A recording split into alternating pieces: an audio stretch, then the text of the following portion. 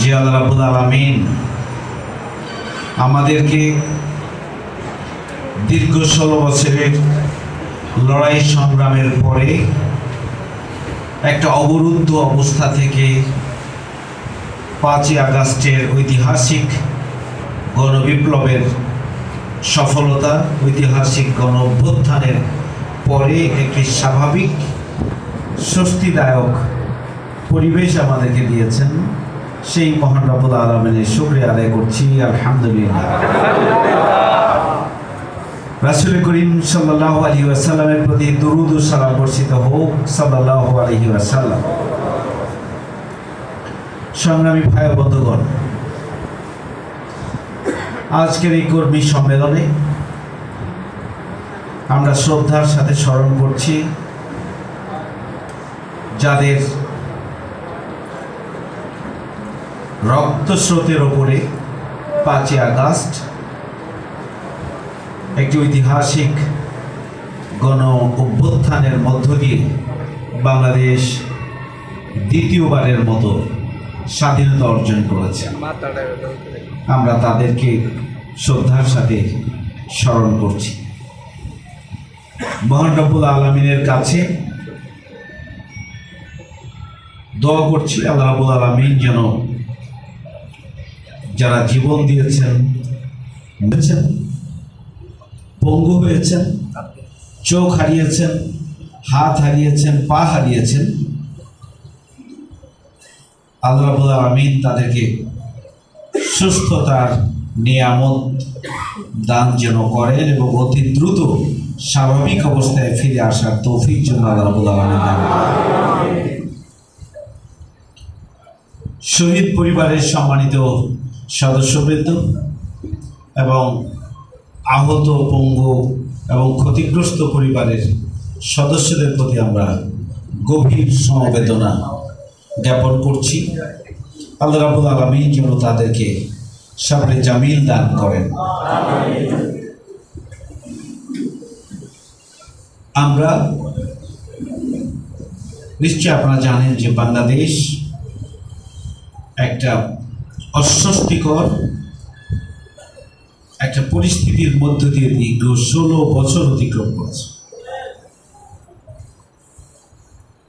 এই 16 বছরে 2006 সালের 28শে অক্টোবর পল্টন ময়দানে লগি বৈঠা এবং আগ্নেয়াস্ত্র দিয়ে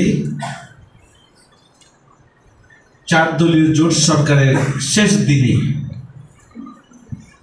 যে নির্মম সন্ত্রাসী কায়দায় লগি বৈঠা দিয়ে খুঁচিয়ে খুঁচিয়ে গুলি করে হত্যা করেছে, মৃত লাশের উপরে নৃত্য করেছে এবং লাশের উপরে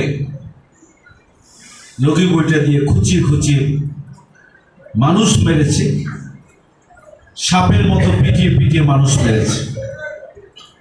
এই যে 28শে অক্টোবরে আওয়ামী লীগ সন্ত্রাসী কায়দায় সেই দিন বাংলাদেশে এমন একটি পরিস্থিতি তৈরি করেছে যাতে করে পরবর্তীতে যে তত্ত্বাবধায়ক সরকার গঠিত হবে সেটি যেন আওয়ামী লীগের কথা শুনতে বাধ্য হয়। সেই ধরনের একটা সন্ত্রাসী কায়দায় ক্ষমতা নিয়ন্ত্রণের জন্য উন্মত্তভাবে পাগলপাড়া হয়ে সেই দিন তারা ছাত্র জনতার উপরে ঝাঁপিয়ে পড়েছে।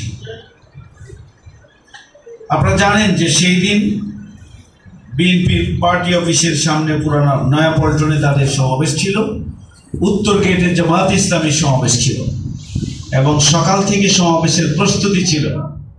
আর তৎকালীন আওয়ামী লীগের সভানেত্রী শেখ হাসিনার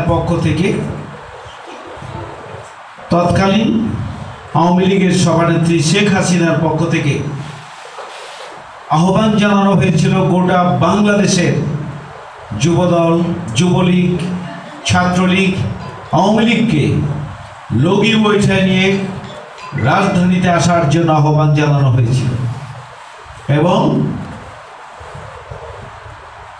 শেখ হাসিনার আহ্বানে সাড়া দিয়ে সারা বাংলাদেশের থেকে সন্ত্রাসীরা ঢাকায় এসে 28 অক্টোবরের পৈশাচিক ঘটনা ঘটিয়েছিল, যা পৃথিবীর ইতিহাসে একটি ন্যাক্কারজনক ঘটনা হিসেবে চিহ্নিত হয়ে থাকবে। এই যে তাদের সন্ত্রাসী কার্যক্রম শুরু, তা দিয়ে আওয়ামী লীগ অল 11-এর যে সরকার,